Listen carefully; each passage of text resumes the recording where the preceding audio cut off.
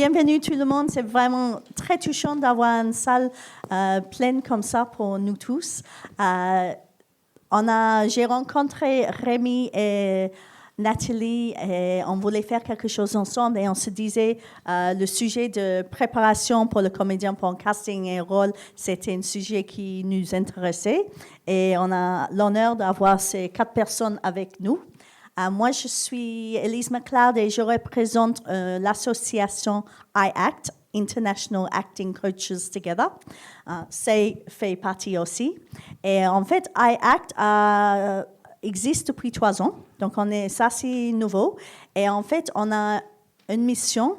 D'abord, c'est de faire parler de notre métier de coach qui est assez secret et assez méconnu, surtout en France. Deuxièmement, c'est aussi pour avoir un espace où les comédiens peuvent trouver des coachs expérimentés et qui adhèrent à un code d'éthique et qui peuvent travailler en sécurité avec ces coachs. Nous avons des coachs d'acteurs, des coachs d'accent, des coachs de dialecte, des coachs d'intimité et des coachs de carrière. Donc voilà, ça c'est IACT. Alors maintenant, je vais demander à chaque personne avec moi de se présenter. D'abord, on a Alexandre Bouillet qui est acteur, qui est récemment dans le film Fanon, qui a fait... Je ne suis pas objectif, un travail magnifique. Je vais dire tout le monde et après, voilà. Fanny de Doncel, qui est directrice de casting, qui a fait un magnifique casting pour Dossier 137 et plein d'autres films, La Nuit de 12, le super film d'Alice, Alice Vial, voilà, L'âme idéale. Gaspard Gonon, qui est agent à Arc-en-Ciel et tout Paris parle des comédiens parlent que de bonnes choses sur lui. Et c'est Shiomi qui est coach d'acteur et aussi professeur. Et nous, on a commencé notre parcours ensemble il y a 25 ans. Voilà. Donc, je vous laisse en fait, ce que j'aimerais que vous racontiez, c'est un peu comment vous êtes, en 2 minutes, arrivé à ce métier-là. Tu veux commencer, Fanny? Tu étais tellement d'accord que tu voulais que tu commences. D'accord. Bon, au moins, voilà. Comme ça, je ne suis pas très à l'aise. Bon, bref. Moi, en fait, à la base, il y a 1000 ans, j'étais comédienne. J'adorais ce métier. Mais ce métier, peut-être, m'adorait moins. Je ne sais pas. En tout cas, il se trouve que comme je galérais à faire des cachets et que j'étais très pote avec une super casting qui s'appelle Julie David et qui faisait à l'époque La Guerre des boutons, elle m'a dit mais viens, tu m'assistes et comme ça tu vas te faire plein de cachets, etc. Et donc j'ai commencé à l'assister et puis en fait je me suis rendu compte que c'était vraiment ma place, quoi.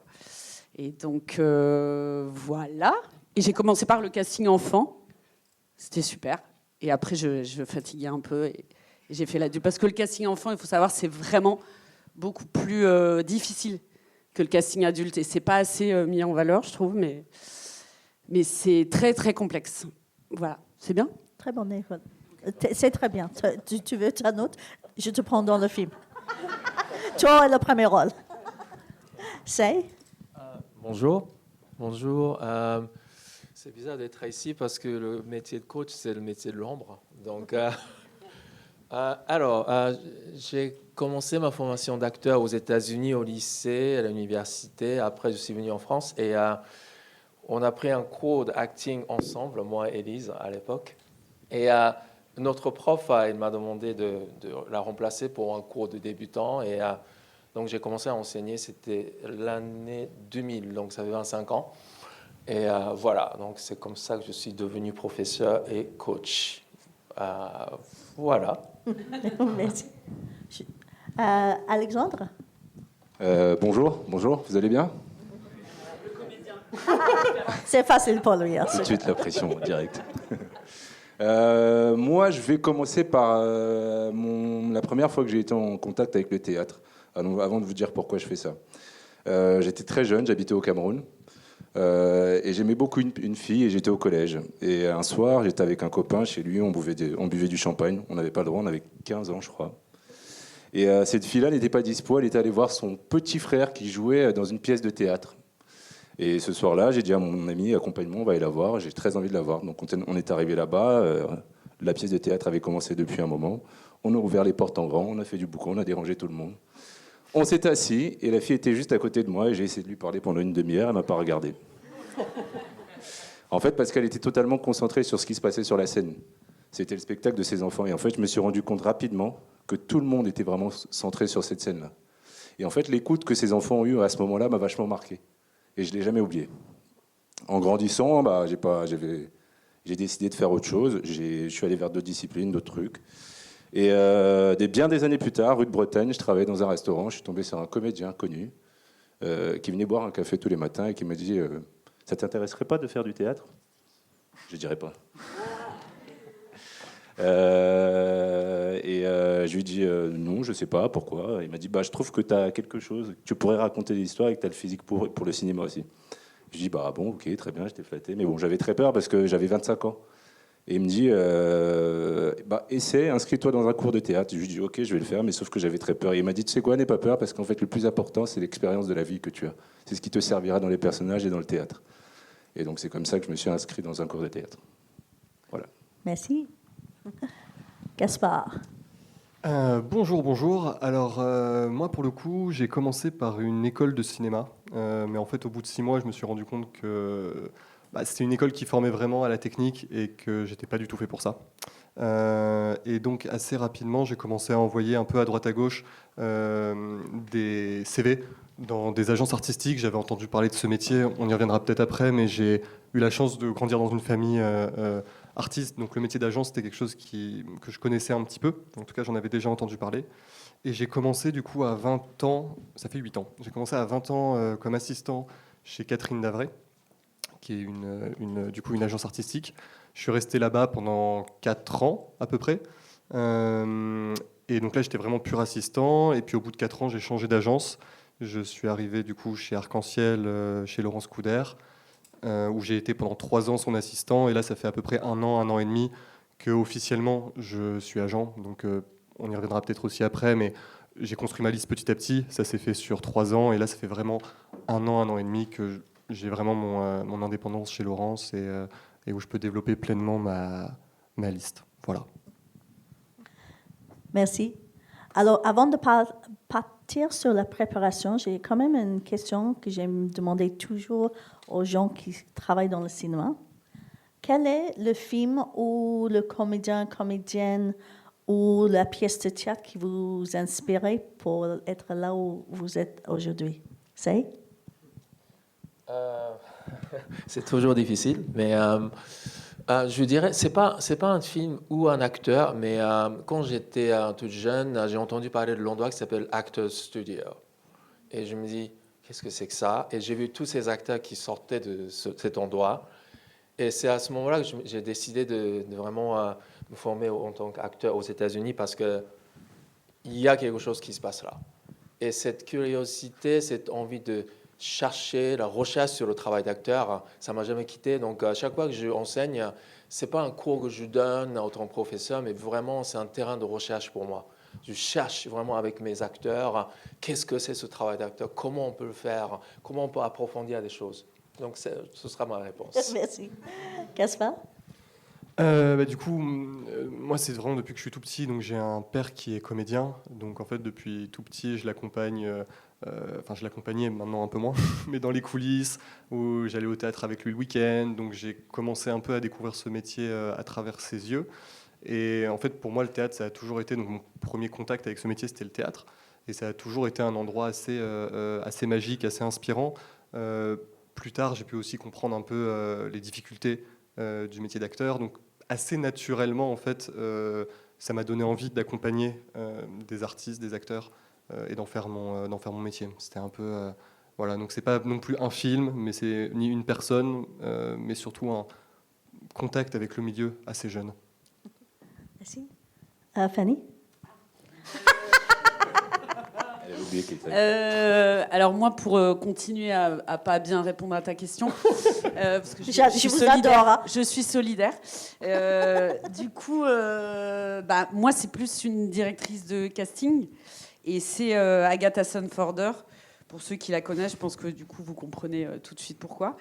Parce qu'elle est extraordinaire. Putain, j'aimerais bien qu'elle soit là pour vous lui direz. On pense à elle. Qui m'a beaucoup appris. Et puis après, je pense que c'est très rapidement Dominique Moll, travailler avec lui.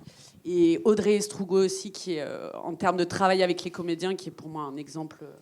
Enfin, elle est incroyable. Donc voilà, c'est plus ça. Après, c'est tout le cinéma belge, évidemment, mais... Oui, évidemment. Évidemment. Voilà. Mais Parce après, que il y a c'est plein de drôle. films. Monia Chokri aussi, qui m'a vachement inspirée. Voilà. À toi. À moi. Non, moi c'est Jim Carrey. Et le film qui m'a marqué avec lui, c'était The Mask. J'ai adoré ce film. Autant il me faisait peur, il me faisait rire aussi, mais il me fascinait. Parce que tu avais ce personnage qui était très introverti, enfin, qui essayait de draguer une fille et ça marchait pas. Et quand il portait toujours les filles. Toujours les filles. Moi, je suis désolé, hein, toute ma vie, tout mon trajet, il est suivi par les filles. Mais j'assume, hein, je suis très content parce que c'est grâce aux femmes que je suis là où je suis. Ok, c'est bon, il faut que je... Non, c'est ce film-là qui m'a marqué d'abord. Et après, je suis tombé très amoureux du cinéma d'auteur. Mais ça, c'est grâce à Jacques Audiard. Des films comme Sur mes lèvres, De battre mon cœur s'est arrêté, De rouiller d'os, c'est des films qui m'ont vachement marqué, qui m'ont donné vraiment envie de faire encore plus du cinéma, mais surtout du cinéma d'auteur. Voilà. Alors, vu que dans la vie, j'ai toujours 2 fonctions, donc j'ai oublié à me présenter aussi. Je suis donc coach d'acteur et réalisatrice. Mon rêve depuis une copine a tourné, ma meilleure copine a tourné un court-métrage quand on avait 19 ans et on vivait ensemble. J'étais hyper jalouse et je me suis rendu compte que je voulais être réalisatrice. Et je voulais être réalisatrice en France. Donc j'ai choisi tout ce qui est facile, réaliser dans une deuxième langue en tant que femme. À 1m47. Donc voilà. Mais j'ai appris que Martin Scorsese est très, très petit et ça m'a rassurée. Et donc, du coup, et le coaching est devenu par un accident de vie et les accidents de vie sont très, très belles. J'étais assistante réalisatrice pendant 6 ans et j'ai été assistante sur un film produit par Claude Lelouch. Il y avait une comédienne avec qui je travaillais de théâtre qui avait le premier rôle dans ce film et elle a commencé à travailler dans le cinéma. Elle m'a pris en coach et très vite, elle était nominée au César. Elle a un prix Romy Schneider. Et du coup, si un comédien, ça marche et il n'y a pas un meilleur pub. Donc, et ce métier, j'adore parce que j'aime beaucoup les comédiens, j'aime beaucoup ce contact. C'est quelque chose de très intime, de très beau. C'est une relation où on cherche, comme dit, c'est tout le temps. Et voilà. Donc, j'ai ces 2 fonctions. Et aujourd'hui, j'ai la fonction de modérateur et coach. Je vais poser des questions et répondre aux questions. Oui, exactement. Complètement. Alors, du coup, pour parler de la préparation, j'aimerais commencer avec l'idée de quelle est la différence entre préparer un casting et préparer un rôle. Est-ce que, brièvement, chacune peut dire qu'est-ce que c'est d'abord la préparation pour vous? Tu veux commencer, c'est? Qu'est-ce que c'est une préparation? Ok. Pour moi, c'est 2 exercices assez différents, je trouve. Parce que le casting, j'ai toujours l'impression que tout le monde est dans le noir. Le réalisateur, le directeur de casting et les acteurs. Et là, dans le noir, on se cherche en espérant de se retrouver. Parce qu'on n'a pas tous les éléments pour vraiment savoir ce qui va être le film, les scènes et tout. Donc, on ne peut pas vraiment faire certaines choses. Donc, ce que je fais souvent, c'est en tout cas, je vais entrer ça dans les détails tout à l'heure. Mais et le tournage, on a le scénario, on sait où il va être tourné. Donc, on entre beaucoup plus dans les détails de subtilité et de possibilités et tout ça. Donc, c'est ça, je pense, c'est la différence. Fanny? La différence entre préparer un casting et préparer un rôle, c'est ça? Ouais. Moi, je suis plus là Donc, au tu peux parler que du casting, du coup. Voilà, mais je pense que de toute façon, ça rejoint un peu ce que tu dis, Sei. Mais pour moi, la préparation du casting, ça va être vraiment avant tout. C'est ça que je dois dire ou c'est la différence entre les deux, surtout? Je peux développer? Ce que tu veux. Okay. C'est parti. Tu vas pas être noté à la fin, t'inquiète. Ah bon? Je suis déçue. C'est une bonne élève. Non, c'est que c'est la préparation du casting. Avant tout, pour moi, c'est de rester au maximum dans l'ouverture, parce qu'effectivement, il n'y a aucun détail. Quand on peut, on envoie aux comédiens, aux comédiennes le scénar, ou le plus de détails possible, mais des fois, on ne peut pas. Et du coup, c'est de rester le plus ouvert possible. Évidemment, de savoir son texte au rasoir, parce que ça, je pense que c'est vraiment hyper important. Mais c'est pas maintenant cette question-ci, d'arriver à l'heure. C'est pas grave, c'est juste une feuille de route. Après, je vais répéter. Tu sais, c'est comme un tournage. Tu as une feuille de route et après, on change tout. Le panel, le table ronde, c'est pareil. Donc... D'accord. Mais du coup, c'est ça, la différence pour moi, c'est vraiment qu'il y a une prépa très précise sur des choses très techniques de texte, d'apprendre son texte, etc. Et d'arriver à l'heure et tout ça, mais de rester très ouvert. Et après, la préparation du rôle, moi, c'est quelque chose que je connais pas, mais je pense que c'est vraiment ça, de rentrer beaucoup plus dans le détail. Mais quand nous, on cherche un rôle, de toute façon, on peut avoir des choses en tête, mais le rôle, ça sera le comédien, ce qu'il en fera, quoi. Donc, au final. Donc, c'est pour ça que ça reste toujours très ouvert. Ouais, en tout cas, moi, en tant que comédien, pour moi, la différence entre les deux, c'est que le casting, on a très peu de temps. Souvent, on a très peu de détails. Donc, il faut essayer de... la première chose, souvent, on se met la pression en se disant qu'il faut connaître le texte par cœur. Et après, trouver de l'espace pour mettre sa respiration et essayer d'être un maximum sincère. Mais très rarement, comme tu l'as dit tout à l'heure, on a souvent le scénario qui nous permet aussi d'avoir plus de détails, de le préparer. Mais la préparation d'un personnage pour un tournage, on a beaucoup plus de temps, on a tout de suite les détails, et puis on fait un travail en amont qui peut, avec un peu plus de temps. Voilà. Je ne rentre pas complètement dans les détails tout de suite parce que je pense qu'on va développer après. Ouais. Voilà. En vrai, il n'y a pas grand-chose de plus à ajouter, si ce n'est que lorsque vous recevez un casting, s'il y a le nom du réalisateur, souvent c'est le cas, c'est se renseigner un petit peu sur ce que le réalisateur, la réalisatrice a fait avant, histoire d'arriver en casting avec une... En fait, plus vous saurez de choses sur l'univers de la réalisatrice-réalisateur pour qui vous allez passer des essais, plus ça se mettra de chance de votre côté, en fait. C'est savoir un peu où est-ce que vous allez rester flexible, mobile dans le jeu. Ça, c'est des détails techniques. Mais en tout cas, dans la préparation, évidemment, savoir un peu qui vous allez rencontrer. Même d'ailleurs, les Dearcast, si vous ne les connaissez pas, regardez un petit peu qu'est-ce qu'ils ont fait comme projet. Finalement, c'est très différent, mais un casting, c'est quand même un petit peu un entretien d'embauche. Donc, c'est un petit peu vous renseigner sur les personnes que vous allez rencontrer. C'est de la préparation qui vous servira quand même à un moment ou à un autre. Et je trouve que c'est aussi important. En tout cas, moi, je le conseille vraiment à mes comédiens de faire tout ce travail aussi en amont du casting. Alors pour moi, la préparation du casting et du rôle, exactement pareil. Parce qu'il faut faire comme si tu as le rôle quelque part. Il faut être aussi engagé. C'est juste une question de temps. Donc du coup, tu vas faire plus quand tu as le rôle. Mais quand même, pour le casting, pour moi, c'est important d'aller très, très loin, aussi loin que tu peux avec le temps que tu peux. Parce que pour avoir la liberté que tout le monde cherche, il faut que tu connais tes textes, que tu as réfléchi à la situation, que tu as exploré des options, que tu t'amuses avec. Donc, voilà. Ça, c'est une question parce que moi, souvent, les comédiens, ils m'ont dit j'apprends le texte et c'est tout. Ou ils n'apprennent pas le texte. Mais donc, pourquoi, pour vous, est-ce que la préparation doit... parce qu'en fait, si on ne se prépare pas, est-ce qu'on ne met pas les bâtons dans les roues un petit peu? Est-ce qu'il faut prendre la préparation d'une façon sérieusement et comment on fait pour un casting? Je pense que, je reviens sur ce truc d'apprendre son texte bien, mais j'insiste parce qu'en fait, vraiment, en réalité, on se retrouve très souvent, beaucoup plus que ce qu'on croit, avec des comédiens qui n'ont pas appris leur texte, en tout cas, qui ne l'ont pas digéré. Et ça, c'est problématique parce que du coup, ils n'ont pas l'espace pour s'exprimer, pour jouer, etc. Et du coup... Attends, j'ai un trou. Qu'est-ce que tu... C'était quoi? Alexandre peut dire un truc là pendant que tu réfléchis. On peut être un peu fluide sur la façon qu'on discute si on est inspiré par les autres. Alors, pour toi, comment tu démarres une préparation? Avec toi. Ah merde, j'avais oublié ça. Je travaille avec elle, c'est elle qui me prépare sur tous les rôles et les castings.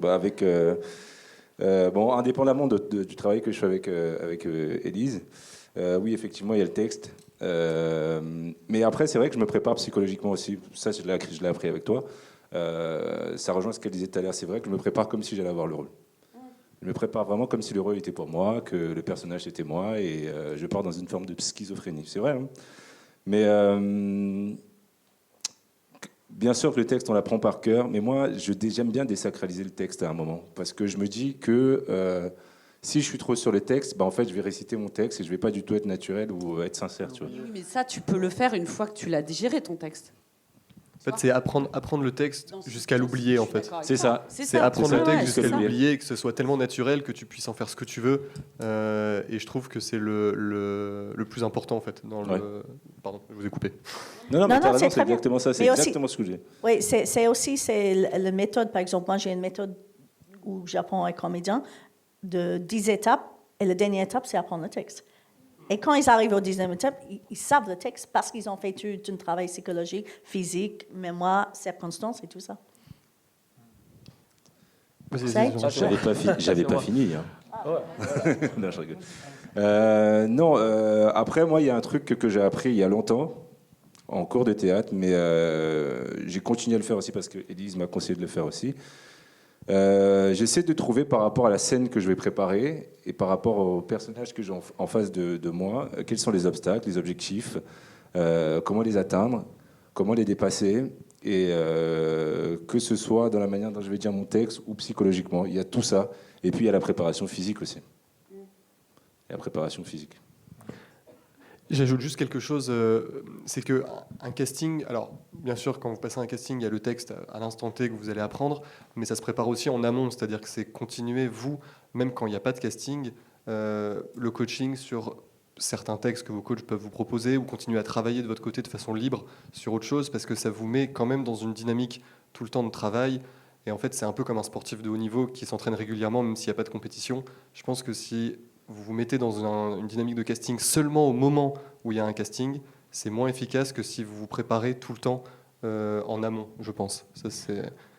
Oui, très bien. Et donc, du coup, j'aimerais justement que Bien sûr. Say prenne la main parce que Say, il fait beaucoup de cours de training pour les comédiens et je trouve que c'est absolument essentiel de continuer à faire du training toute sa vie en tant que comédien. En tout cas, une chose que j'ai appris en travaillant avec plein d'acteurs du pays toutes ces années, c'est qu'il n'y a pas de méthode. C'est-à-dire, j'aurais bien aimé avoir une formule magique qui marche pour tout le monde, mais non, ça n'existe pas. Chaque acteur, chaque actrice est différente. Donc, notre travail, c'est de s'adapter. Et pour le casting, comme on a très peu d'éléments sur le personnage, etc., et donc, deux choses qui sont importantes pour moi, c'est-à-dire la première chose, c'est que ça ne devient pas un exercice intellectuel. C'est-à-dire, on réfléchit trop et on arrive au casting avec toutes ces idées. C'est comme si on a envie de... C'est comme un devoir qu'on doit bien faire. Et souvent, ça bloque à l'instant de l'acteur. Donc, j'essaie de vraiment lui faire ressentir que c'est un terrain de création. C'est-à-dire, on arrive avec des idées et des choix, et ensuite, on crée avec la personne en face, c'est-à-dire le directeur de casting, directrice de casting. Comme ça, vous collaborez ensemble. C'est une création, c'est-à-dire la joie. Ça, c'est très important et que en tant que comédien, je pense que vous allez être très, beaucoup de pression, on doit vraiment montrer tout. Ça c'est vraiment contre-productif. Et l'autre chose, c'est que comme on n'a pas le scénario très souvent, et on ne connaît pas très bien le personnage et tout. Donc, ce que je cherche, j'ai l'impression que le directeur, directrice de casting, c'est ce que j'appelle la flexibilité. Ouverture, tu as dit, Fanny, tout à l'heure. C'est-à-dire, moi, j'ai assisté à des séances de casting. Et là, ce qui est le plus énervant, c'est qu'un acteur, il fait une prise, bien ou pas bien, et là, il reçoit une direction, et deuxième prise, il fait exactement la même chose. C'est mort après. Ouais. Et c'est-à-dire, donc là, j'ai consciemment de préparer 3 versions différentes, interprétations différentes de la scène, et pour potentiellement les présenter, peut-être pas, mais en tout cas 3 versions. Dans cette recherche-là, on apprend le texte organiquement aussi, parce qu'on passe beaucoup de temps à vraiment réfléchir, à creuser et tout. Et après, on arrive avec ces 3-4 Et là, dès qu'on reçoit une direction, on peut sortir notre cadre. Comme ça, vous pouvez vraiment montrer que vous êtes flexible. Vous êtes adaptable, malléable. Voilà, donc c'est ça que je fais. Et justement, pour rebondir sur le toit version, souvent les gens, ils prennent la tête sur le toit version, tandis que souvent, la façon de changer une version, c'est de changer qu'est-ce qui t'arrive juste avant la scène, tout simplement. Et si tu changes ce qui arrive avant la scène, mais du coup, la scène ne va pas être pareille. Et en fait, toute la bataille, c'est entre être fixé sur une idée et avoir cette liberté.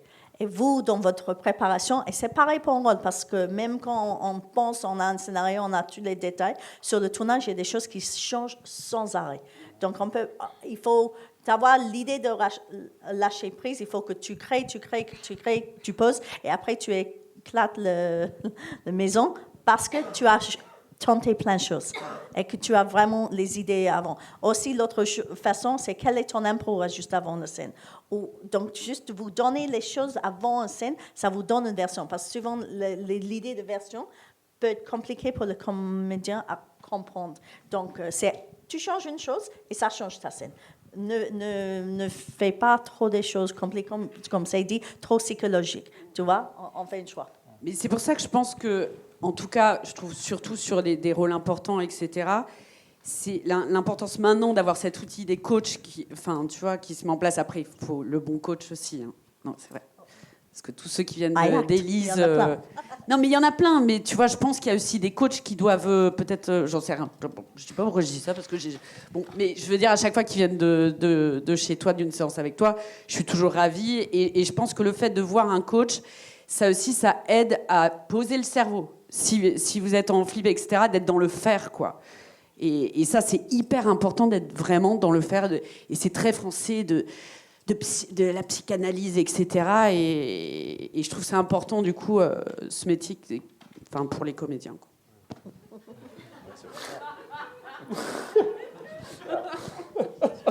Est-ce que d'ailleurs, justement, Fanny, je vais rebondir, qu'est-ce qui fait pour toi quand quelqu'un arrive que tu dis, ce personne a bien préparé le rôle? J'allais dire une connerie. Tu peux, on adore les conneries. Sa tenue vestimentaire, évidemment. Non, pas du tout. Je pense que, en fait, bizarrement, c'est la détente. La personne, quand elle arrive, je pense qu'on sent directement si elle est dans la détente. Et je pense que la détente, tu peux être dans la détente si tu as travaillé avant, si tu as préparé, en fait. Donc, je dirais que c'est ça, c'est la détente. Alexandre? Moi, je peux pas trop répondre à ces... Non. Mais en fait, je vais rebondir sur cette histoire de détente. Ça vient aussi parce que vous avez travaillé, parce que vous avez exploré, parce que vous avez créé. Et ça, je suis complètement d'accord. Évidemment, je pense qu'il faut travailler avec d'autres. Soit un coach, soit un comédien avec qui tu travailles, soit tu fais des trainings et tu présentes ta scène dans le cadre de quelque chose comme ça. Vous n'avez pas décidé d'être comédien pour travailler toute seule. C'est un métier de collaboration et ça, c'est hyper important. Donc, ça s'appelle acting en anglais, des actions. Donc, il faut faire des actions. Est-ce qu'on passe à une autre question sur ce qu'on sait sur comment les différences de préparer un rôle? J'étais en train de réfléchir à cette question et je pense que, comme je vous ai dit, chaque acteur est différent, donc je dois m'adapter, ça c'est mon travail. Mais en gros, j'ai l'impression que je fais souvent deux choses. La première chose, c'est je lui pose plein de questions sur le scénario, sur le rôle, etc., pour vraiment stimuler son imagination et appuyer sur certains vécus de la part de l'acteur pour que ça devienne plus personnel, etc. Et surtout, ouvrir vraiment la vision de la vie de cette personne qu'on appelle le personnage. Mais pour moi, ce n'est pas un personnage, c'est une personne, un être humain. Donc, comment on peut croire qu'on est cette personne en train de vivre cette vie-là? Le mot-clé, pour moi, c'est croire. Au lieu de faire croire au public, ou faire croire aux spectateurs, croire vous-même. et comment on peut travailler sur ça. C'est pour ça que je pose plein de questions. Et l'autre chose que je fais, c'est lié à ce que tu es en train de dire, la notion de faire, les actions. Je demande beaucoup aux acteurs d'apprendre à faire, dans la mesure de possible, tout ce que le personnage fait. Donc, par exemple, là, j'étais en train de coacher un acteur qui est en train de se préparer pour un charpentier. Donc, on a décidé qu'il achète du bois et il achète une énorme hache. Et là, au milieu de son salon, dans son appartement parisien, il a commencé à couper. Et là, un jour, pendant les vacances, sa fille a rendu visite. Elle entre dans le salon. La première chose qu'elle voit, c'est une énorme hache sur le canapé. Elle dit, mais papa, qu'est-ce qui se passe, quoi? En fait, c'est un peu fou, mais on fait plein de choses comme ça.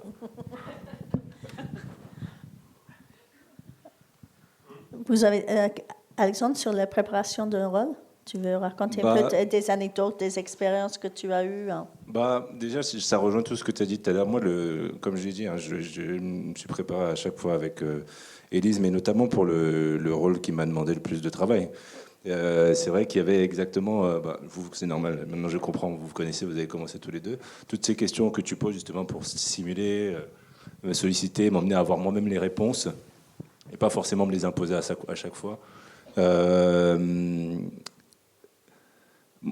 Pour moi, je rejoins aussi ce que tu as dit tout à l'heure, j'ai pas vraiment de réelle méthode, en dehors du fait d'aller choisir, d'aller travailler avec Élise, travailler les scénarios, lui faire confiance, et après moi, faire le maximum pour apporter le plus de sincérité et surtout apporter ce que je peux apporter de mon expérience à moi, de la vie, de mon vécu.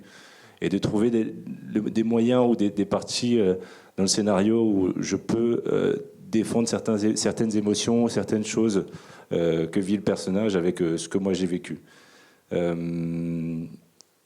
C'est très bizarre, mais je fais vachement confiance à ma coach, moi. Vraiment. Non, mais c'est vrai.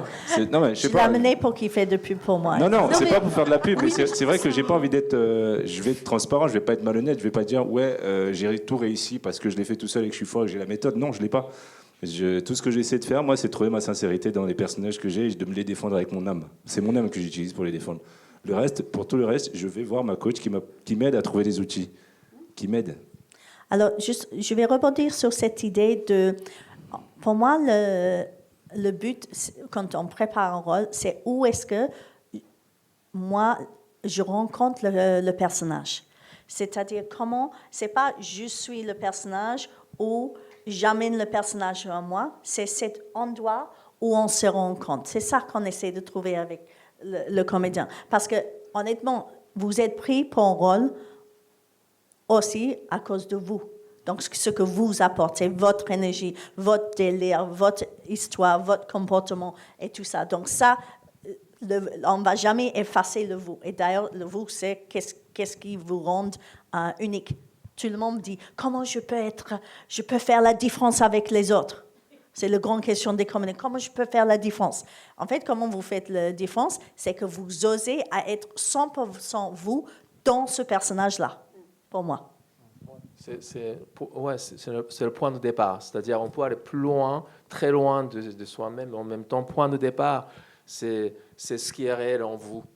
C'est votre propre matière. Au lieu de commencer par une idée, ça peut être une idée brillante, mais en même temps, ça vous emmène nulle part et vous allez perdre cette chose qui est vraiment unique en vous, ça s'appelle l'authenticité. Donc, voilà. Oui, cette quête de vérité, ça vient d'abord de votre vérité à vous. Et l'autre gros truc que tout le monde dit, c'est comment trouver le lâcher-prise. Et moi, je crois vraiment que le lâcher-prise vient essentiellement de la préparation. Et j'aime beaucoup les films de la Nouvelle Vague, mais je suis très fâchée contre eux aussi, parce que ça nous a amené un gros problème de métier d'acteur où les gens pensent qu'on n'a plus besoin de travailler et pas magique, cette mythe français.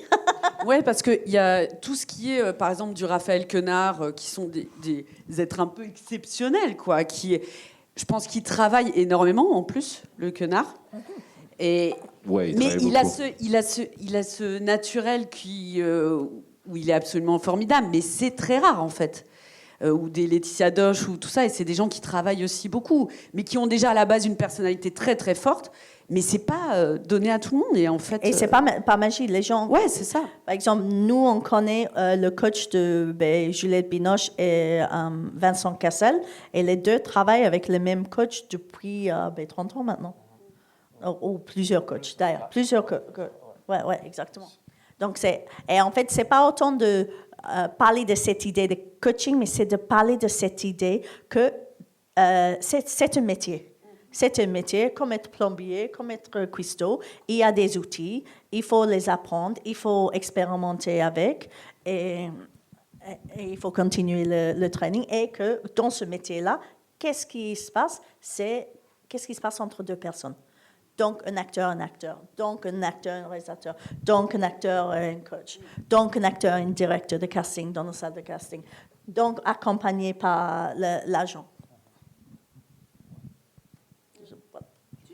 C'est bien. Gaspard, j'ai une question pour toi. Quand un comédien t'appelle et un peu a besoin des infos ou a des questions sur un casting ou a l'air un peu anxieux, comment toi tu gères les relations toi avec les comédiens et le casting? Alors bon, c'est très différent en fonction de tous les comédiens, évidemment, mais globalement, dans le cas où un comédien me dit tiens, j'ai reçu la scène de casting, mais je comprends pas vraiment de quoi on parle, ou est-ce que tu pourrais avoir plus d'infos, je peux appeler la directrice ou le directeur de casting pour avoir plus d'infos et les transmettre après au comédien. Ça, c'est un peu le b.a.-ba. Après, s'il est anxieux, on peut s'appeler, on peut se voir, il y a toutes les façons du monde où on peut discuter un petit peu. Tout dépend où se trouve l'anxiété, en fait. Est-ce que c'est parce que c'est d'un coup un rôle hyper important et il ne sait pas comment appréhender les choses, ou juste parce que, je sais pas, le dernier casting qu'il a passé avec cette personne, il n'a pas réussi et du coup il y a une sorte d'anxiété qui revient comme un mini trauma. Le mot est un peu fort, mais genre c'est l'idée. Donc en fait, ça dépend vraiment le sujet. Après, dans le cadre, si je rebondis sur la préparation du rôle, je peux demander aussi toutes les choses à la production possibles et inimaginables pour, une fois que le comédien est validé, pour l'aider à préparer au mieux son rôle. Si jamais, je sais pas, il doit faire de l'équitation, ça m'est arrivé pour un de mes comédiens qui faisait un rôle principal où il devait faire de l'équitation, ça se tournait en Espagne, et il se sentait pas hyper à l'aise. Il avait senti qu'il avait besoin de plus de cours. Bon, c'est à moi d'appeler la production pour essayer de faire en sorte qu'ils lui prennent en charge plus de cours d'équitation pour qu'il soit le plus performant sur le film, sans se blesser, en étant le plus à l'aise possible, et qu'il puisse surtout jouer et se libérer un peu l'esprit avec là, c'était l'équitation. Donc c'est assez variable. J'avoue que je fais souvent appel à des coachs aussi, pour le coup, où je conseille à des comédiens quand justement il y a cette petite anxiété, ou quand ils ne savent pas exactement comment attraper un rôle, je les oriente souvent vers du coaching. Je trouve qu'en France, on a encore un peu de honte à dire qu'on va voir un coach, ce qui est, à mon avis, une immense connerie, parce qu'il n'y a rien de mal à ça, ça n'enlève aucun mérite à personne. Donc au contraire, c'est quelque chose que j'encourage plutôt pour être accompagné au mieux, en fait. Je sais pas si ça répond à ta question. Tu voulais dire un truc, Fanny? Je vois. Oui, non, c'est juste que, d'autant que vraiment, moi, au début, je pouvais avoir une appréhension sur le coaching, et c'est pour ça que tout à l'heure je disais ça dépend des coachs, etc. Parce que j'ai vu des comédiens arriver et mal coachés, dans le sens où ils arrivaient avec une proposition qui avait été travaillée pendant 4 heures, ils arrivaient avec cette proposition et après c'était impossible pour moi de les faire aller ailleurs. Là où maintenant, alors est-ce que c'est le coaching qui a évolué ou j'en sais rien, mais par exemple typiquement je ne sens pas, en tout cas on n'arrête pas de te lancer des fleurs, mais c'est vrai, quand ils arrivent de ta part, qu'ils ont travaillé avec toi, je sens pas du tout quelque chose de figé, bien au contraire. Et du coup, c'est ça qui est hyper important pour moi, presque de ne pas sentir qu'il y a eu du coaching avant, en fait. Donc voilà. Un bon coach, c'est sûrement quelqu'un qui n'est pas trop dogmatique, c'est ce que tu disais tout à l'heure, du fait que tu t'adaptais et que tu es revenu plusieurs fois sur le terme d'adaptation. Et je pense que c'est ça le plus important pour un coach, c'est de pouvoir s'adapter au comédien qu'il a en face, parce que il n'y a pas un archétype. En fait, tout le monde façon différente de voir le métier, de l'approcher. Donc c'est ça le plus important, je trouve, c'est de ne pas avoir de dogme préétabli en mode il faut travailler comme ci, comme ça, sinon ça donne ce que tu disais, Fanny, avec des propositions figées. Et est-ce que vous avez des choses, vous deux, que vous avez remarqué, surtout que Gaspard, tu as entendu, ou Fanny, tu as vu, des choses vraiment à pas faire ou à faire? En casting? Ouais, en casting. Je vais apprendre des choses. Tu veux commencer? Alors, que j'ai vu, entendu des choses à ne pas faire. Ne pas connaître son texte, évidemment. C'est un peu bateau, mais... Je vais juste revenir sur ça. Mais vraiment, c'est incroyable. Vous ne croyez pas, hein, je pense. Mais Fanny, non, mais c'est dingue. Le nombre de comédiens qui arrivent en casting sans connaître le texte, c'est un pourcentage de 70%. Donc 70 personnes, tu vires directement. Ils ne vont pas avoir le rôle, ils ne connaissent pas le texte. Quand je dis connaître le texte, c'est vraiment ce qu'on disait avant, c'est jusqu'à l'oublier. C'est-à-dire que c'est vraiment quelque chose où, peu importe ce que la casting, quelle attention elle vous demande de mettre sur le texte, vous pouvez rebondir sans qu'il y ait de bugs, sans qu'il y ait de... C'est vraiment le connaître rasoir et ne plus du tout y penser. Donc en fait, ne pas connaître son texte, c'est... Ce qui est très difficile de faire des fois parce que vous recevez le texte bien sûr, très tardivement.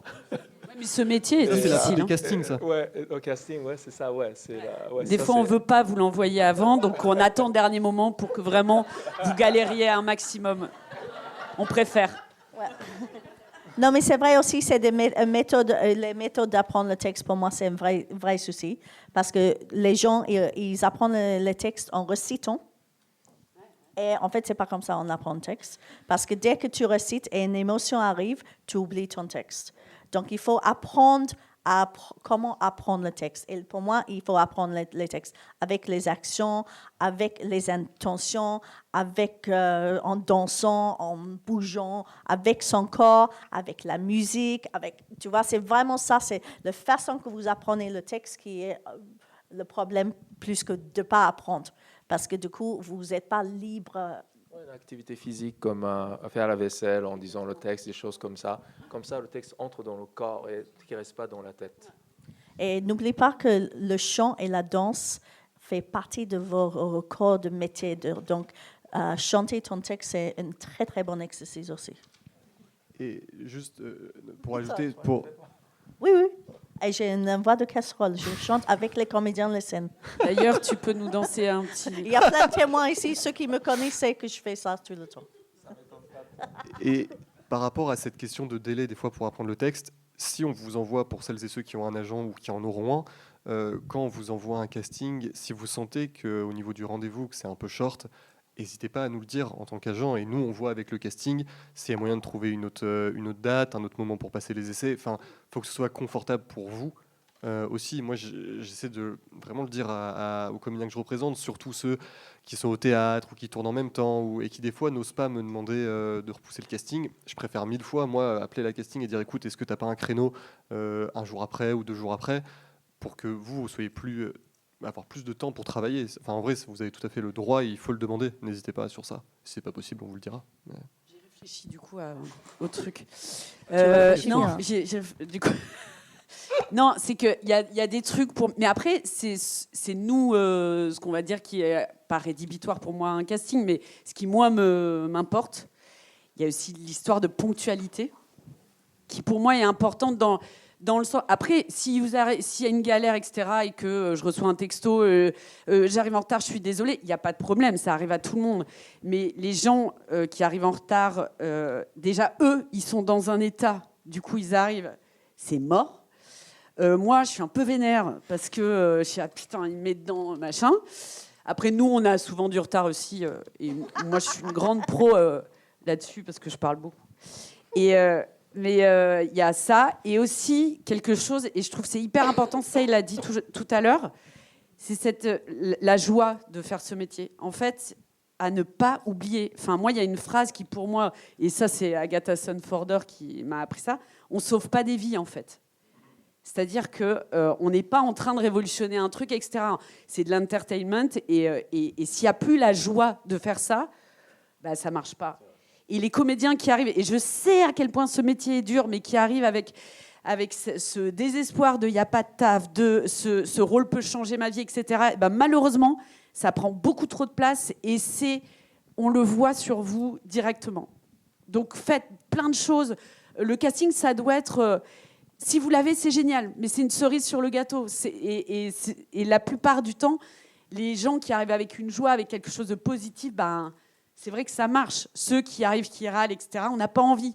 Pour moi, je compare souvent ça à des histoires d'amour entre un réal ou une réal et les comédiens. C'est qu'on a envie d'être avec des gens qui sont heureux, qui sont bien, etc., comme dans les histoires d'amour. Enfin bon, ça dépend. Enfin bon, non, ça marche pas. Ça marche pas du tout. Tu veux Mais faire bon, ta voilà. thérapie? Allonge-toi, on va parler. Elle était bien comédienne à la base, Fanny. Hein?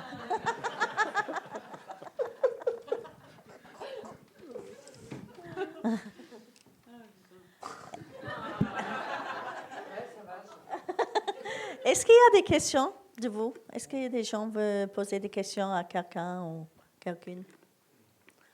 Ouais, merci.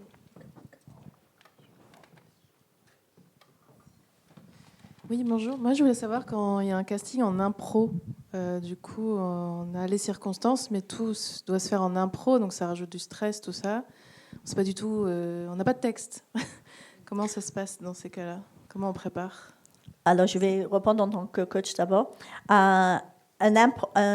C'est hyper intéressant parce que moi, j'utilise beaucoup l'outil de l'improvisation pour creuser un texte et après pour revenir au texte. Parce que ça pose toutes les questions sur le personnage. Donc, un impro n'est pas libre. Il faut que tu pars avec les idées, que tu arrives avec des idées. Où est-ce que ça se passe? Quand est-ce que ça passe? Avec qui tu parles? Qu'est-ce que tu veux de l'autre? Et en fait, tu fais le même travail que tu fais sur une scène, mais en impro. Et en fait, donc, tu peux pas préparer ton impro. Et en faisant ça, tu vas pouvoir proposer quelque chose et après réagir à la personne parce que tu as réfléchi à ton personnage et la situation et tout ça. Ouais, effectivement, c'est la même chose qu'un rôle, dans le sens où si tu l'as bien préparé, si tu as tout préparé, tout le contexte, etc., quand tu es sur place, on te demande... Si c'est une impro, c'est qu'on te demande d'être vraiment là, à 100% à ce moment-là. Mais tu peux être à 100% à ce moment-là si tu as préparé à fond avant. Donc c'est exactement... Tu as d'autres choses à ajouter? Est-ce que tu comprends ou tu veux plus de détails? Non, je comprends, merci. Mais c'est vrai que moi, j'ai dû passer un casting comme ça et j'étais hyper déstabilisée parce que pour moi, le texte, c'était la première fois qu'on me demandait de faire ça et du coup, j'étais un peu perdue, quoi. En fait, il y a de moitié des gens qui adorent l'impro et les autres qui n'aiment pas du tout. Moi, en tant que réalisatrice, je n'aime pas du tout l'impro. Moi, je suis complètement contre l'impro. J'écris vraiment mot à mot et je veux que les gens font mon texte exactement comme ça. Qu'est-ce qui est drôle, c'est quand les gens voient mes films, ils me demandent toujours ils disent « Ah oui, vous avez beaucoup improvisé. » Parce que ça paraît vrai. Mais par contre, ce que j'utilise beaucoup l'impro en prépa.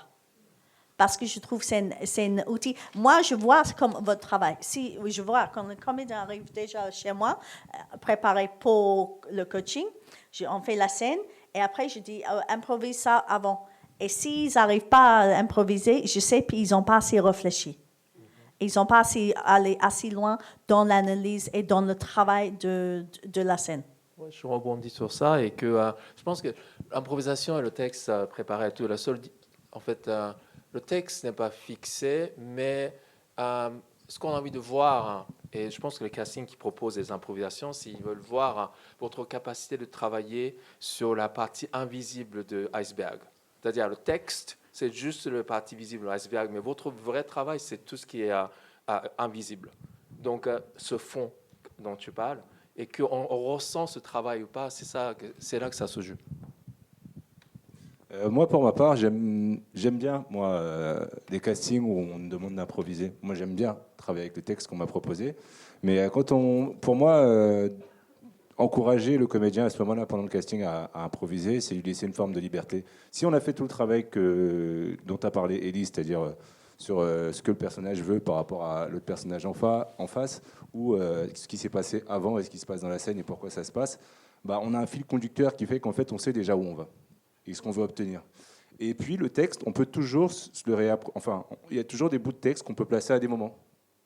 Et pour moi, je trouve que l'impro, c'est un cadeau. Moi, j'aime bien parce que ça te met dans une croyance immédiate.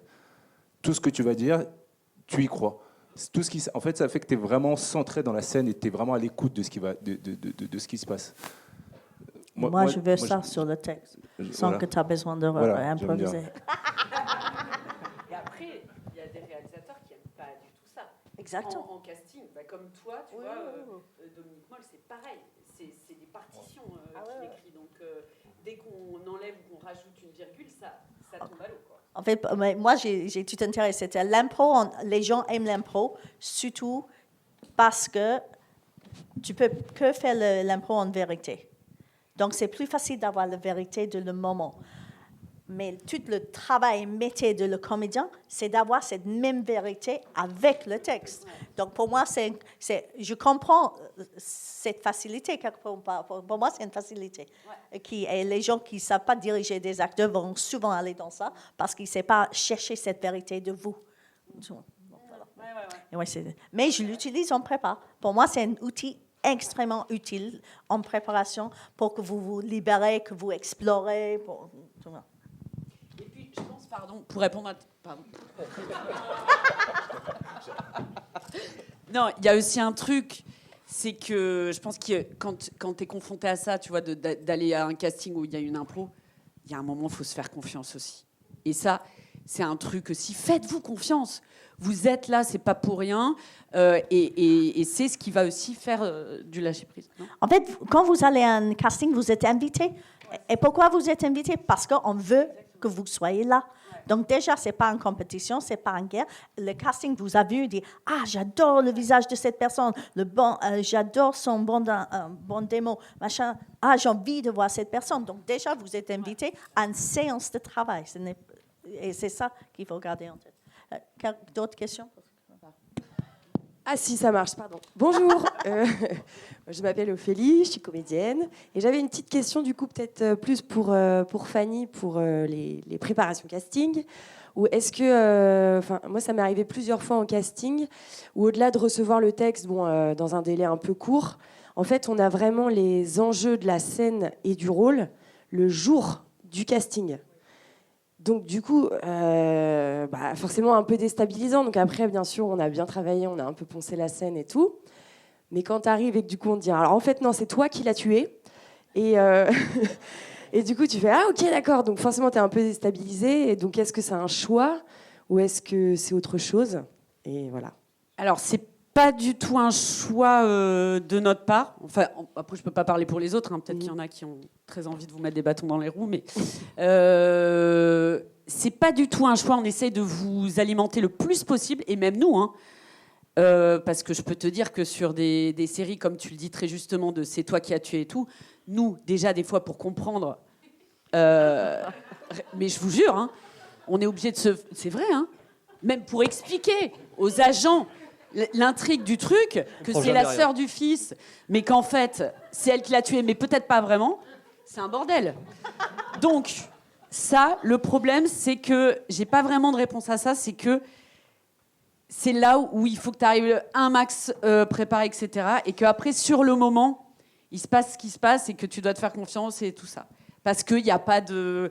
même nous, des fois, sur ces styles de casting qui ont lieu très souvent et qui sont votre quotidien, parce que c'est là où on bouffe quand même, en fait, il faut lâcher prise dans le sens où te dire que tu l'as tué, tu l'as pas tué. Bon, tu restes dans un mystère absolu, on ne sait pas, une espèce de flou, tu vois.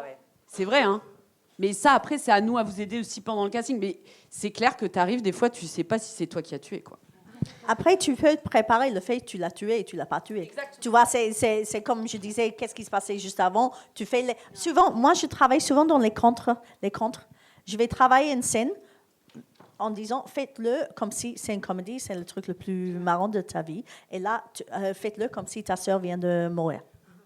Et c'est hyper intéressant parce que, du coup, même si ce n'est pas juste et ce n'est pas ce que les gens attendent, tu apprends toujours des choses. et tu es toujours en train d'explorer. Et tu d'un coup, sur un moment, tu dis, ah oui, putain, j'ai pas vu que ça pourrait être drôle là, même si je suis dans un drame. Ou au contraire, tu vois, je dis, ah oui, dans cette comédie-là, mais si ça, c'est hyper sincère et c'est important, ah, ça pourrait être intéressant. Donc, on ne parle trop, toi et moi. Oui, Non, mais c'est juste que aussi cette préparation à ces rôles qui sont un peu absurdes, hein, on va se le dire, c'est que vous dites, mais pourquoi, par exemple, pourquoi elle a tué? Quel est vraiment son objectif premier, etc. Nous ne le savons pas nous-mêmes. C'est-à-dire que pour nous, il y a une incompréhension totale, on ne sait pas pourquoi elle tue, on ne sait pas machin. Donc ce type de casting, je pense qu'il faut vraiment les aborder en pensant à un steak. Tu vois ce que je veux dire? Non mais vraiment, parce que vraiment, il n'y a pas de réponse. Et les scénaristes eux-mêmes, je pense, n'ont pas de réponse. C'est vrai, hein? Ouais. Ah, moi, des fois, je fais des analyses de ce genre de trucs avec des commentaires. Je dis, tu sais, nous, on sait 10 fois plus on a inventé 10 fois plus que ce que les scénaristes, le réal et les directeurs ont fait pour notre travail. On peut les envoyer des notes, tu vois. Et est-ce qu'il y a une autre question? Pardon, bonjour. Excusez-moi encore d'avoir renversé mon matcha par terre. C'est quoi? Moi, j'ai trouvé que c'était une très jolie prise pour le début de le montage de cette séquence. Parfait, j'espère que ça va être enregistré. Bah oui. Je suis désolée, je peux faire le ménage après. Alors du coup, ma question, c'était par rapport à la diversité dans le milieu. Je voulais avoir votre avis parce que je vous tiens, vous avez tous en plus des profils ultra différents, donc c'est très intéressant. C'est vrai que moi, je vais dans beaucoup d'interventions, comme par exemple récemment avec David Bertrand, qui a parlé vraiment de cette diversité-là. C'était ultra cool. Il y a quelque chose qui ne revient pas, et je suis désolée, ça va faire très égoïste de ma part, mais j'ai besoin d'avoir cette réponse. C'est par rapport aux femmes rondes, et on peut parler d'autres profils. Je suis très intéressée aussi pour le reste. Je pense un petit peu à ma pomme aujourd'hui.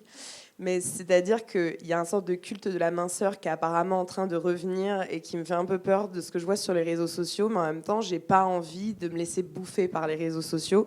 Je veux avoir l'avis de vrais professionnels comme vous et savoir qu'est-ce qui se passe réellement actuellement là-dessus, parce que j'ai de moins en moins de casting, par exemple, vis-à-vis de mon physique. Je vois passer beaucoup de choses, élancés, mannequins, des choses comme ça. Et par contre, à contrario, quand il y a un tout petit peu de rôle de ronde, on va retrouver la caractéristique de la femme qui ne s'aime pas, qui n'a pas confiance en elle. Alors que moi, c'est pas mon profil. Donc du coup, je voudrais savoir un peu, parce que comme vous dites, on sauve pas des vies. Et en même temps, vous êtes des créateurs, on est tous des créateurs. On essaye de faire, tout est politique, on essaye de changer les choses. Et j'aimerais juste savoir ce qui se passe réellement en ce moment, si ça va changer, si avec ce qui va se passer en France bientôt, les élections, on va pouvoir sauver aussi cette vision-là. Les acteurs ont vraiment tous leur place, ou est-ce qu'actuellement... Voilà, j'aimerais juste avoir quelques réponses là-dessus. Merci. Elle m'a balancé au charbon. C'est pas beau de faire ça. T'inquiète, je te soutiens. T'inquiète, on a des trucs à dire. Non, en vrai, c'est une question hyper intéressante, et j'ai envie de te dire, ça dépend un peu le projet, et ça dépend le genre de film, le genre de pièce de théâtre dans lesquelles tu as envie de jouer, pour lesquelles tu postules. C'est-à-dire que, en effet, si je prends un peu les séries clichés de TF1, c'est des séries clichés de TF1, c'est-à-dire que globalement, tout est extrêmement stéréotypé.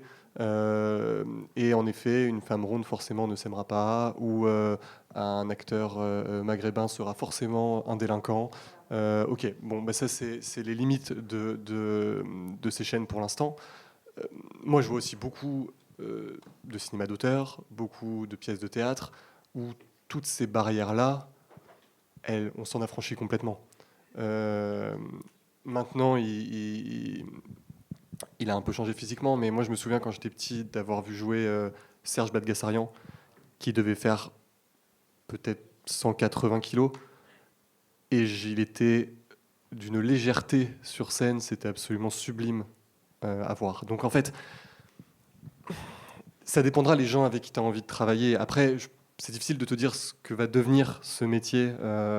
2027, pour l'instant, j'ai même pas envie d'y penser, parce que c'est un cauchemar. Mais je sais pas ce que ça deviendra demain. Par contre, tu as raison sur le fait qu'en ce moment, il y a un culte de la minceur qui revient.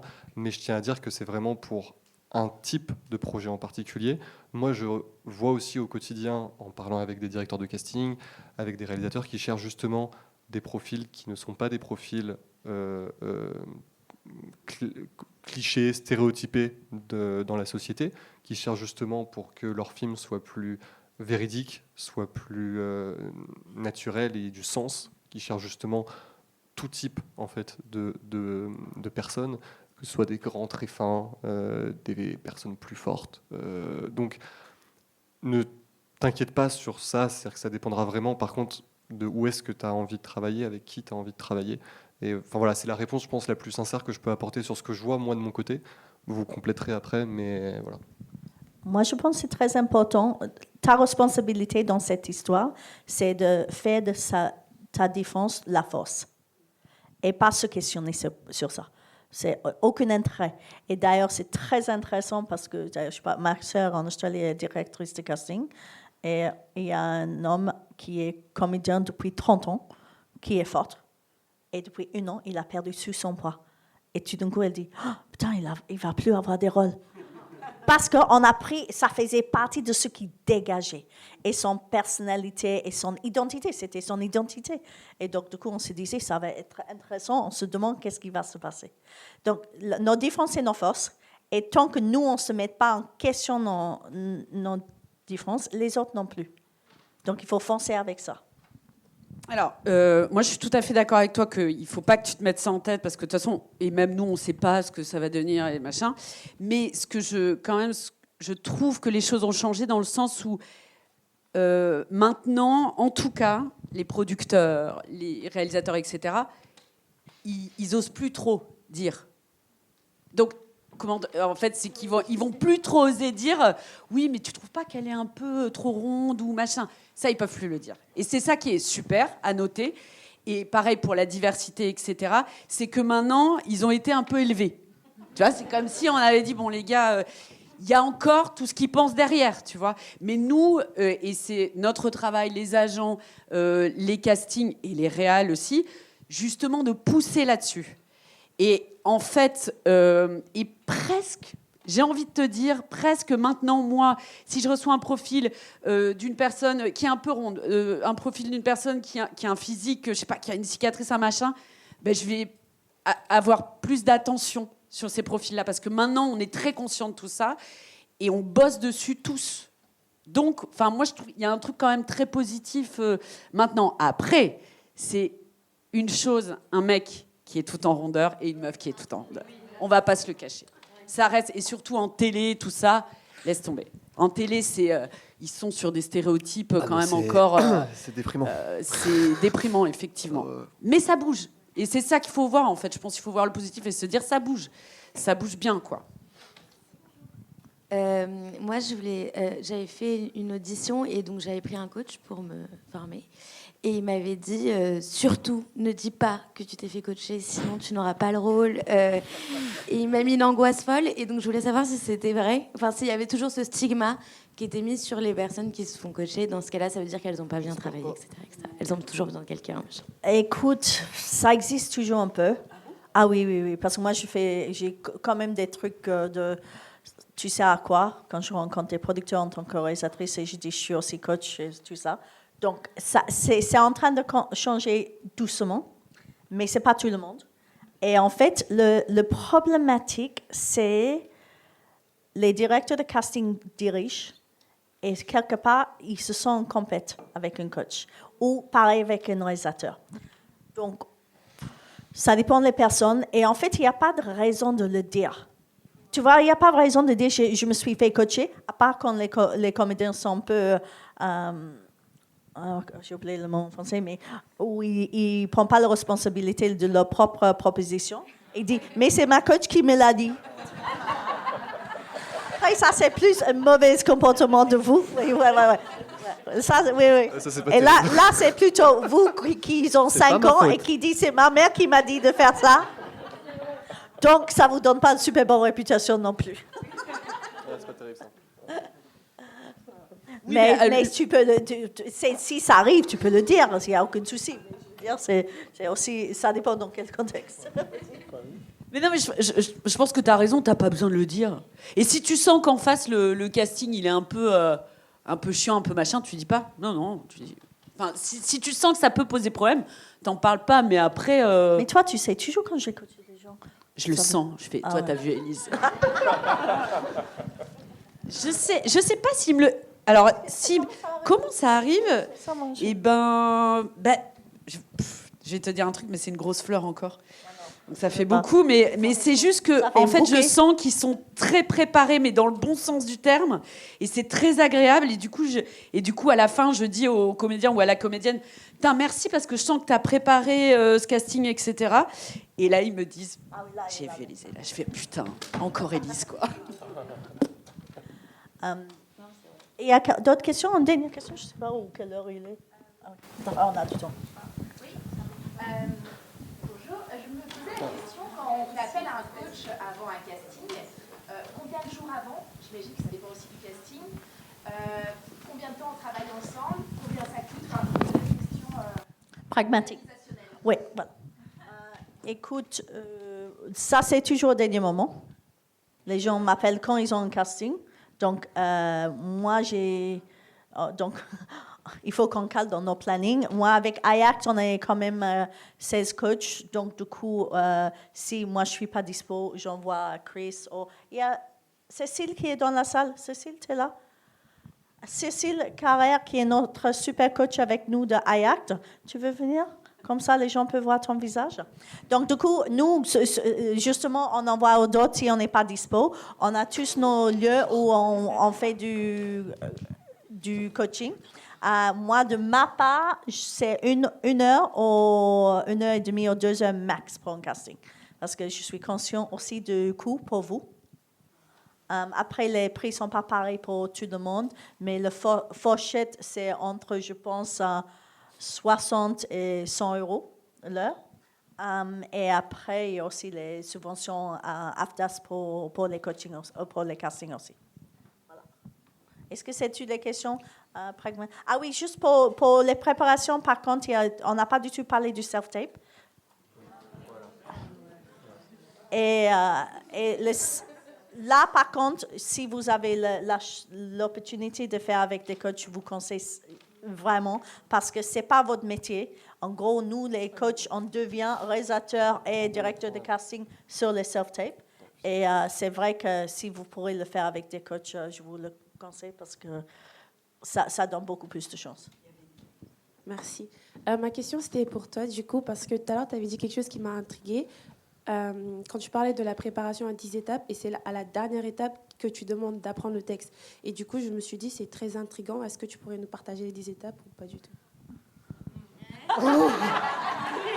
Je ne sais pas si c'est le moment, mais tu peux me contacter par Insta et je t'envoie les 10 étapes. Ou n'importe qui peut me contacter. OK? Ok, merci. Sinon, ça devient un cours. Ok. Mais je partage avec plaisir. Moi, j'avais entendu dire qu'il y avait de temps en temps des soucis en France, notamment, enfin des soucis, le mot est un peu fort, mais ça manquait de corporalité au sein des castings. Moi-même, je dois avouer que des fois, je me sens un peu bloqué dans mon propre corps face à une caméra, ce qui est assez étrange. Est-ce que vous auriez des conseils?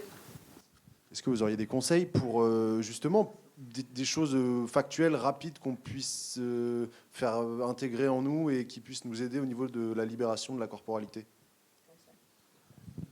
Moi, je dirais que quand il y a la didascalie, je pense que l'acteur a tendance à aller directement à la première réplique. Ils disent à peine intérieur, café, jour. C'est là que votre travail commence. C'est-à-dire comment vous pouvez rendre réel la sensation d'être à l'intérieur dans un café. Et là, commencez à travailler comme ça en didascalie et vous êtes assis à table, des choses comme ça. Comme ça, vous pouvez commencer à vraiment à créer tout cet endroit, même avant de dire la première réplique. Comme ça, vous êtes physiquement engagé dedans. Et c'est comme ça que vous pouvez naturellement trouver plus de physicalité, corporalité et toutes ces actions qui sont indiquées dans la didascalie. Il y a beaucoup d'acteurs qui ignorent ou qui ne font pas vraiment attention à ça et qu'ils essaient de tout créer par des répliques. Ça, c'est un piège. Donc, Première voilà, étape de les 10 étapes. Ah, c'est ça. On verra la même chose.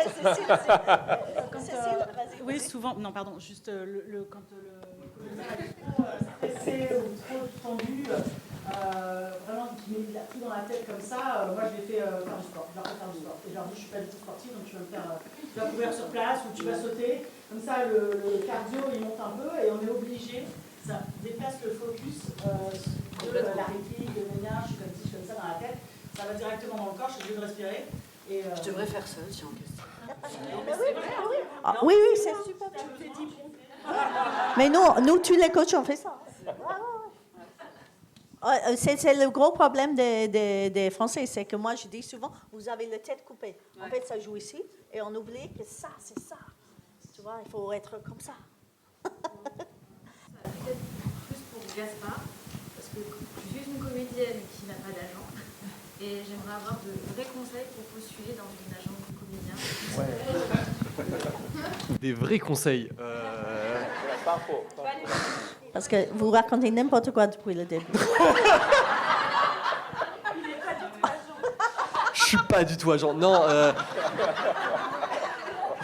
Des vrais conseils. Ça dépend un petit peu où est-ce que tu en es dans ta carrière. Est-ce que tu es sorti d'école? Est-ce que tu es encore à l'école? Je suis sortie d'école. Ok. Est-ce que tu as déjà une bande démo? Oui. Ok. Bah, en fait, malheureusement, les conseils que je vais te donner sont des conseils un peu basiques, mais alors autrement que de rencontrer un agent parce que je sais pas, tu joues sur scène et t'en as invité certains. Envoyer une candidature, en fait, oui, c'est une bouteille à la mer, on va pas se mentir. Je pense que je dois recevoir entre 20 et 30 candidatures par jour, selon les périodes. Donc, évidemment, c'est une bouteille à la mer, on va pas se mentir. Maintenant, si tu le fais pas, t'as aucune chance que quelqu'un puisse te répondre à un moment. Donc, en fait, une candidature, une bonne candidature, en tout cas, c'est en effet d'avoir que ce soit une vidéo où on peut te voir jouer, donc soit une bande démo, soit moi un extrait de pièce de théâtre, pourquoi pas, mais en tout cas un endroit où si l'agent qu'on peut consulter et a le temps de consulter ta candidature, qu'il puisse te voir jouer. Quelques photos, ça sert à rien d'en envoyer 15, en envoyer 2, 3, ça suffit largement, qu'on voit à quoi tu ressembles. Un CV, en effet. Alors un CV, c'est pareil, un CV qui est surchargé de plein de choses parce que tu as peur du vide, c'est pas très utile. Je pense qu'il vaut mieux prioriser des expériences que tu trouves, toi, vraiment intéressantes et qui t'ont vraiment enrichi en tant que comédienne et qui sont pertinentes plutôt que de mettre absolument tout. Tu es une jeune comédienne, donc on se doute bien que tu n'as pas encore un CV qui fait 40 lignes et c'est pas grave, il n'y a aucune honte à ça. Ça, c'est un peu les conseils de base pour candidater dans des agences. Par contre, si je vais un peu plus loin dans l'analyse, vise quelques agents avec qui tu as envie vraiment de travailler, plutôt que de l'envoyer à tout Paris.